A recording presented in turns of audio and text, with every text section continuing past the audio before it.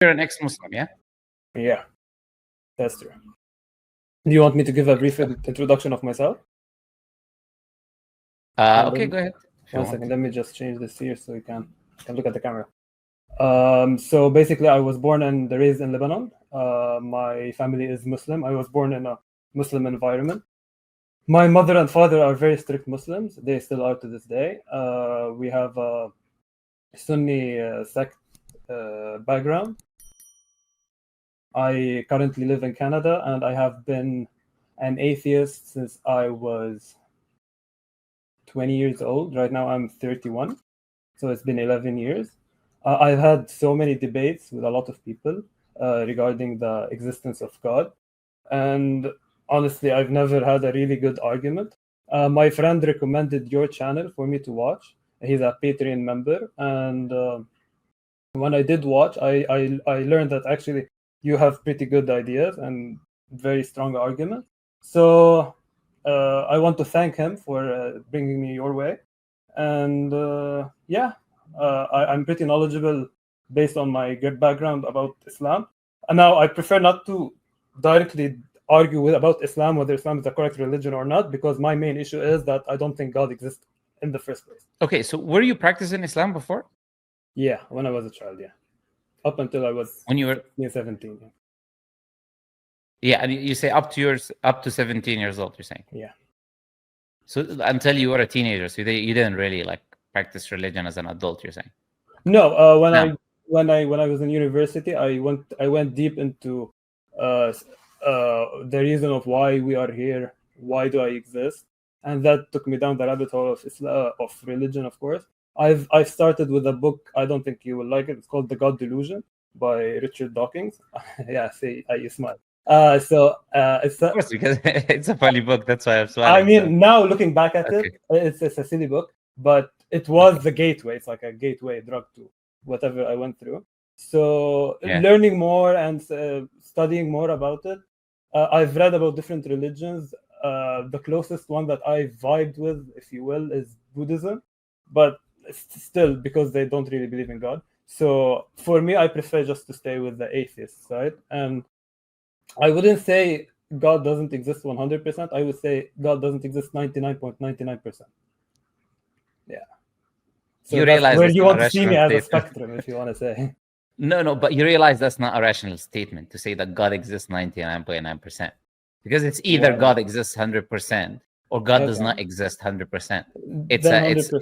It's a binary thing. It's either God exists or doesn't exist. Sure. God cannot exist 99.9%, and 1.1% does not exist. Of course, that makes no rational sense. But in the sphere of my work, I work a lot with probabilities. So it's normal for my brains just to do probabilities on stuff. So I would say the probability is 99.99%. God doesn't exist, and I'm gonna put my money where my mouth is, and I would go with that direction. Okay, so you're making a claim that God doesn't exist. If you say there is 99.9 or 100% claim, in this case it's 100%. But before I even ask the question I'm about to ask, sure. Do you believe in anything 100% as certainty? Yeah, is anything 100% absolutely true? Yes, of course. Okay, sure. So go ahead now and tell me, where is your evidence that you're going to provide to deny the possibility of the existence of God? Because you say 99.9%. Yeah, so I believe if not 100%. I believe that the burden of proving whether God exists goes onto you, not onto me. That's wrong. How is that not true? That's wrong. How is it? It's wrong because you make a passive claim. The passive claim you made was that God does not exist. What you could say is that there isn't evidence that I have for God's existence, but you cannot make a claim that God does not exist, because when you make a claim that something does not exist for a fact, then you must have evidences to prove that claim that you're making. If you make an agnostic claim, on the other hand, there is no proof for God. There's nothing that you can demonstrate that God exists. Then we can have a conversation about that. But you're not saying that. You're making a positive claim. So if I say, there's a difference. If I say, for example, go on. For example, if I say there is no clothes in your closet, there isn't anything in your closet. If I say that, I must have some sort of proof why I'm making that claim that there is nothing in your closet. because I'm making a positive claim there. I'm making a claim that there isn't anything there. I could say, on the other hand, I haven't seen anything in your closet. I have no reason to believe there is anything in your closet until I see your closet or anything that gives me evidence that there's something in your closet. I would believe it. But right now, I don't believe it because there is no evidence that there is anything in your closet. Now, these are not the same statement. To say there isn't anything in your closet is me denying the fact, the possibility of existence of something in there. I should have reasoning and proof for why I'm denying that possibility as a rational possibility. You're not just agnostic about it. You are claiming that it doesn't exist. Yeah. And you could not make that claim rationally.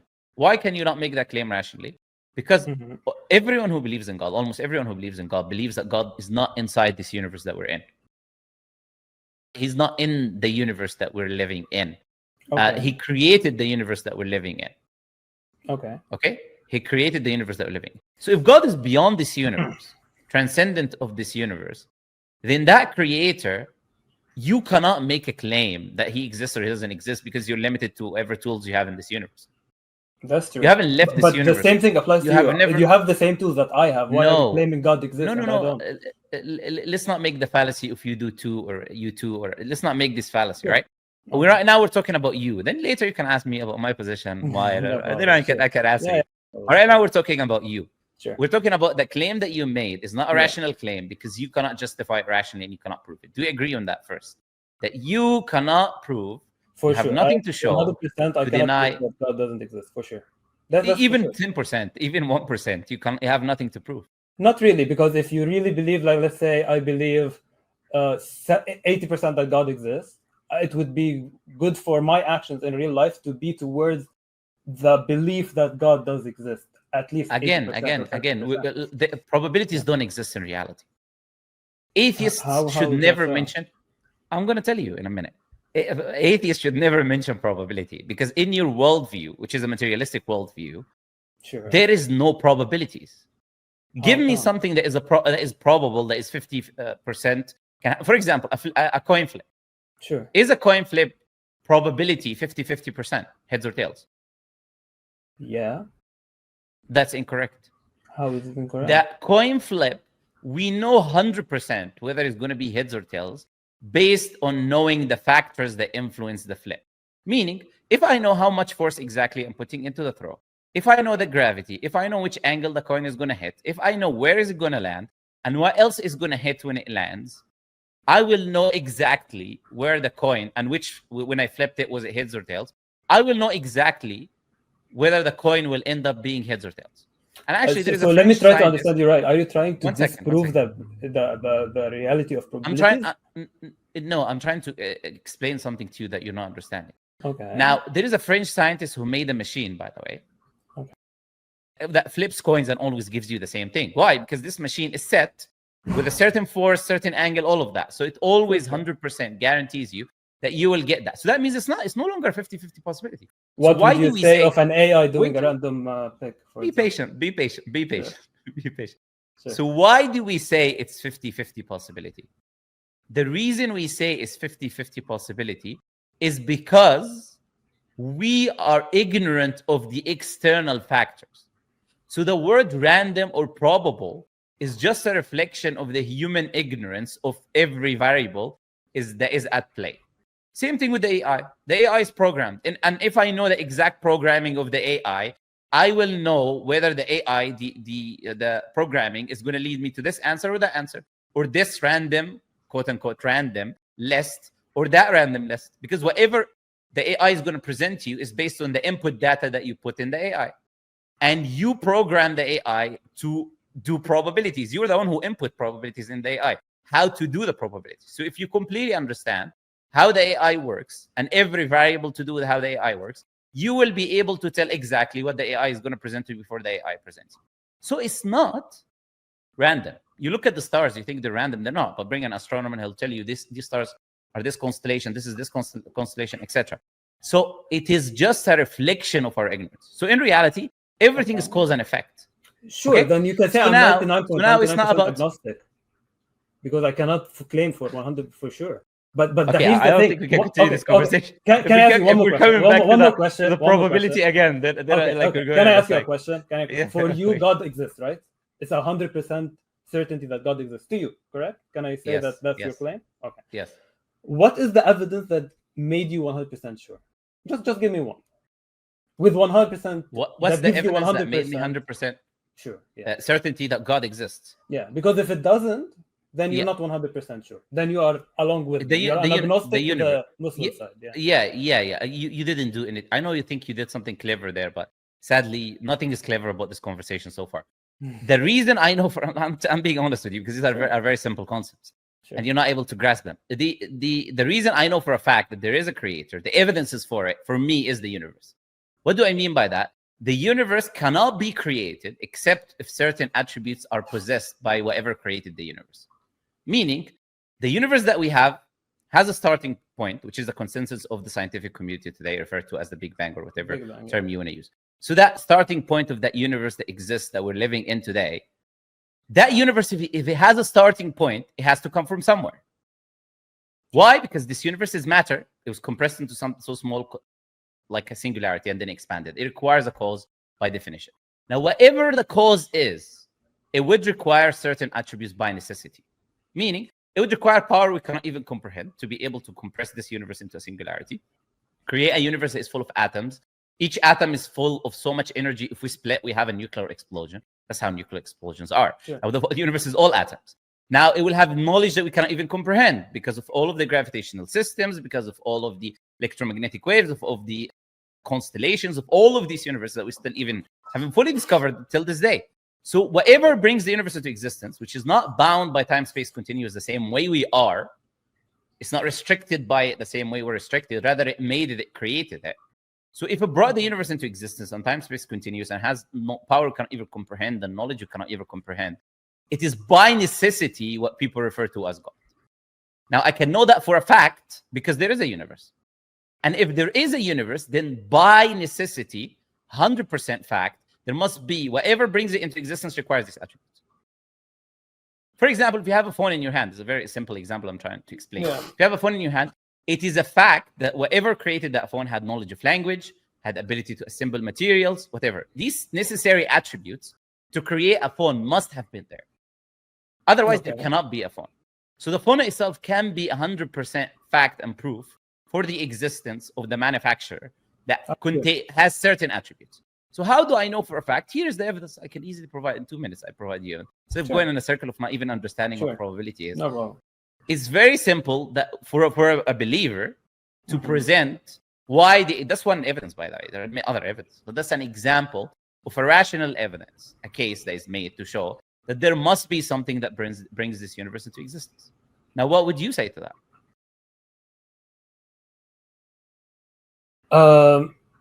I would say that, yes, I agree with you that given the universe that we are in, there must have been something that we don't understand that caused the universe to happen.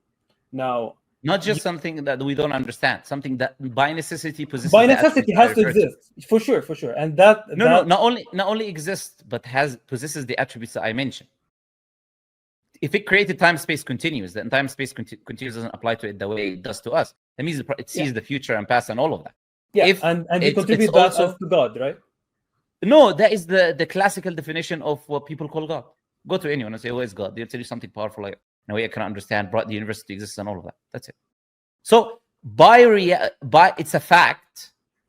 It's a fact that this is what God is in the classical definition of people. Okay. Yeah. So what do you say about that? I'm agreeing with you. I know that I'm agreeing with you that in the universe we are in, for sure, with all the constraints that you're saying, there has to be something that is that's able to create whatever we are living in right now, right?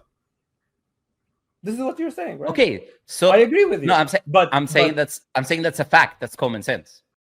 Sure, it's a reality. Sure. So now you moved from 99.9% there isn't a God into 100% fact there is a God, and you see how simple that was. You are just saying that this thing is called God. That's it. You're No, just giving it a no, name. I'm not saying no, I'm not saying that. You just agreed with me a minute ago, and be honest and sincere that this is a classical definition of what people call God. Okay, but you're saying it's a classical. Okay, sure. Yeah, that's what people call God. If I say what is God, that's what you're going to say. So, like, it makes no sense for you to try to change, like, game. Now, you want me to call it Allah? I'm not arguing it. There's nothing to argue. Yeah, so, it is correct. Okay, so that's the point I was making. From a minute, you moved from 99.9 into 100% the other way. Why did I say? I was trying to give you advice. What is the advice I was trying to give you? Do not make positive claims confidently, like you were doing, about the existence of God when you are in a position of ignorance. Okay, you may have not met someone who is able to present you or give you a strong case for the existence of God before. That doesn't mean that there isn't a God. It just means that you haven't come across someone who presents you with a rational, reasonable case for the existence of God, in which we've just done in this case. Okay, so if there is a creator, now you move into the next step. Is there a truthful religion? Is there something that comes from God? Is there a religion of truth that comes from that creator? That is the next step that you make. Because if there is a God, there's many people who came across history, and there are people even today that all claim either that they come from God or that they have information from a messenger that comes from God. Okay. Do you agree on that? Not really, no. Okay, tell me why. I'm moving. Okay, so I don't think you were listening, but okay, can you tell me what I said to you that you said you don't agree with? I know you're not listening. I can read that your mind is thinking about something else while I'm speaking. Because I've been doing this for I've been doing this for quite enough. I know. I've been doing this for a while. I can read people very well. Look, I repeat again what I said before. You for sure, you're way more experienced in the debate aspect, but it's actually, like, being really honest with you, I didn't expect the conversation to go that way, and I already know that you're a very smart person. But the thing is, I know the design argument that you're saying, that for a phone you have to be. That's not the design argument. No, I know. That's not the design argument. Sure. One second. Let's take a step back, right? You are saying that you have proof that. No, and I agree with you that given the world, the universe we are living in, there is a God. No. Okay, scratch everything. Okay, I just told you that God exists. I understand what you're saying. Scratch everything. Okay, never look. Yeah, whatever you can call it a higher power, you did not change anything. You have not changed anything in reality. It's the same thing. Of course, it's just, it's what's happening here is a sense of denial now, right? That's what's happening. That's why you're clutching into the idea of which word it is. Doesn't matter really what the word is. Okay, let's come back again. Let me repeat again what I said to you before. Whatever you just said. Okay, look. I'm not comments. I said, if there is now this creator of the universe with these attributes, then now it's a very important question for us to think about why we exist in this life, what we're doing here, who brought us into existence. That now has to play into our whole existence in this life. Do we have a purpose? Do we exist in because we are created, we're made by something more powerful than ourselves? We're the only living thing in this universe. When we look at this massive universe, so there must be a purpose. Somehow, somewhere, we see these animals, they have purposes. They all run in harmony. Everything is in a perfect system. That only the human being is corrupting in a way. That if you left things into their natural system, if you have this perfect system that is working in harmony, these animals, these insects, how they're living together, etc. Now, if this is the case, now there have been, let's say, tens of thousands, or let's say hundreds of thousands, tens of thousands, or let's just say thousands of people who came throughout history that said we are sent by that creator. Do you agree? Of course, this is a fact, right? And there are people today who try to tell you about that creator. They tell you, okay, we have information from a messenger, revelation, whatever it is. Now, it will become now an obligation upon us to investigate, because if one of these come from that creator, then it would be a very serious consequence that will end up in if we don't obey that creator. So two things we need to do: investigate, see if they have evidences or not. Okay. And if they do have evidences, then we need to take whatever claim they're making, whatever claim God is making in this case, seriously.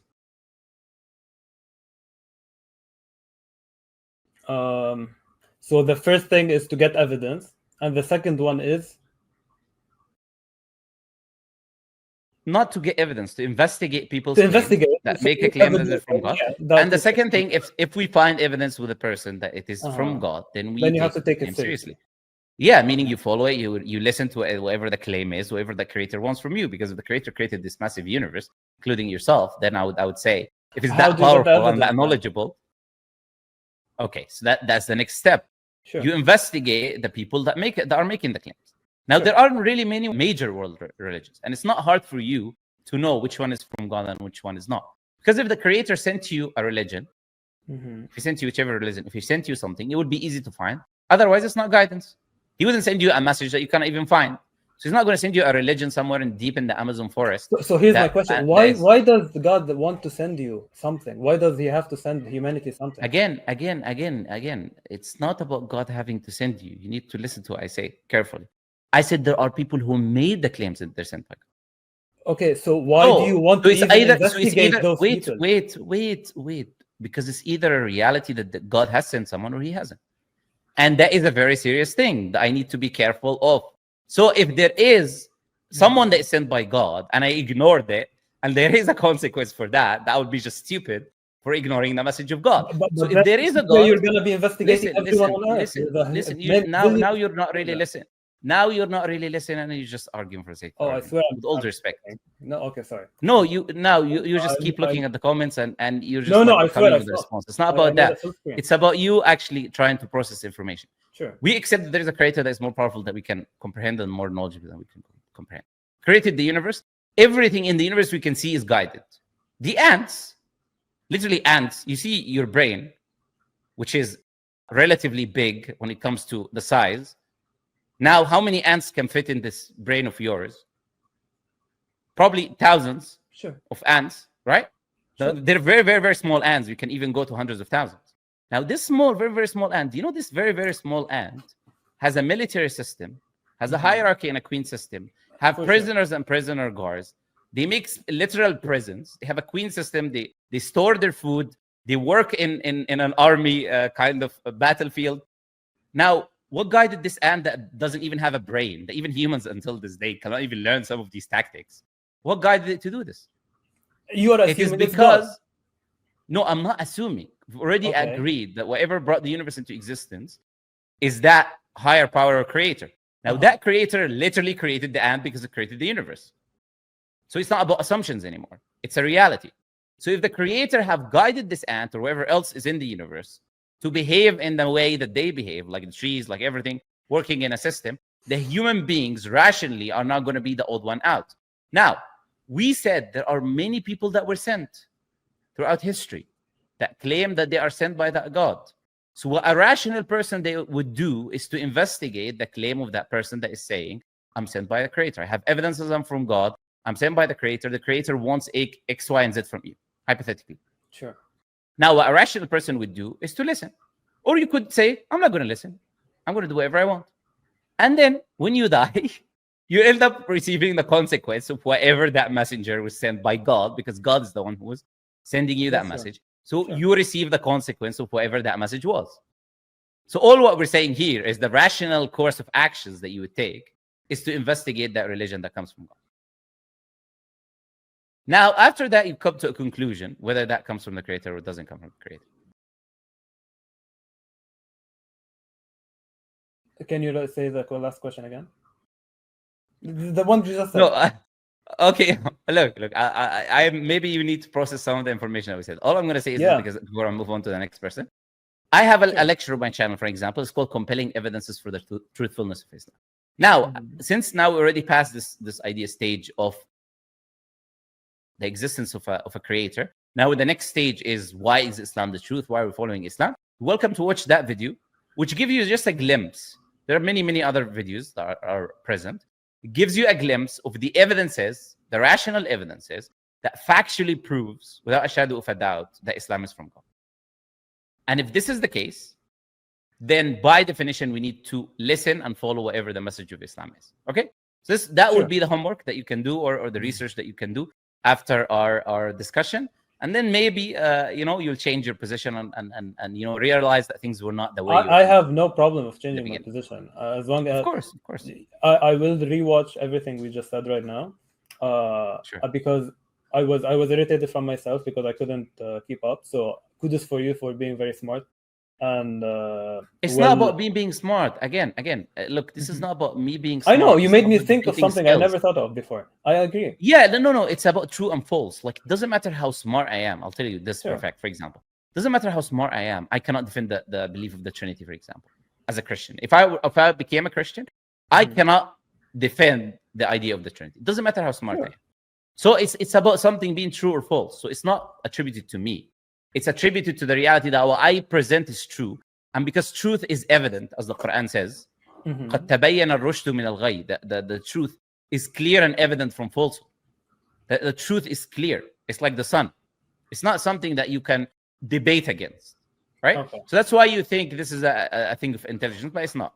So, and though it's not about, oh, you look this way, I look that way. It's about reaching the truth in the end. Hopefully that you end up finding that. Wait, can I ask you one more thing before you can go for another person? Sure. Is it how many times do you do the live streams? Like usually once or twice a week. So during the weekend. Before I came to the conversation, I was recommended that I would prepare. Honestly, they just told me about the stream 2 hours ago, so I wasn't prepared. I loved the conversation, knowing that I got absolutely destroyed. I acknowledge that.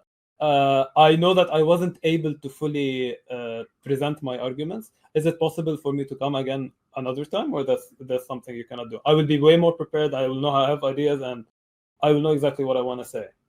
And I will turn off the comments. I will just make everything sure that I am just talking to you. Okay. Thinking about, look, there's two types of people: sincere person and person who's coming to discuss and argue and think about who won, who destroyed who, and this and that. It's two types of people. Now, you could either be the sincere person and you say, okay, you give me a lot to think about. This seems rational. I changed my position. That's true. Now I'm going to go and investigate more what you told me about, like, for example, evidence of Islam and this and that. And if they're true, okay, no problem. I'm going to see what I come up with, and I'll come back to you with an update. No issues. No I can do that. Yeah, sure. Welcome to come back. You're welcome to come back. Or you could say, okay, I feel like I got destroyed in this argument, whatever term you used. And therefore, from now on, I'm just going to go and try to prepare a list of random things so I can come next time. No. And trust me, whatever you'll come up with, it's not really going to go much different from the way it came right now. No, not preparation. I started the stream. Not preparation and sort of information. The information are in my head. Preparation in form of me being prepared to discuss with you.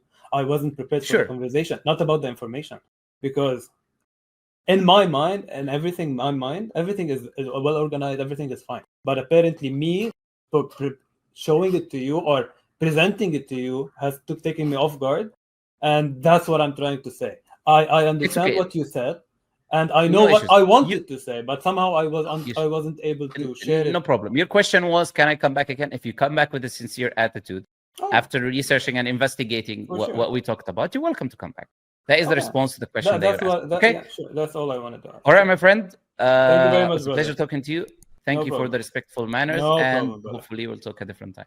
For sure. Bye bye. Thank you very much, brother. May Allah guide you.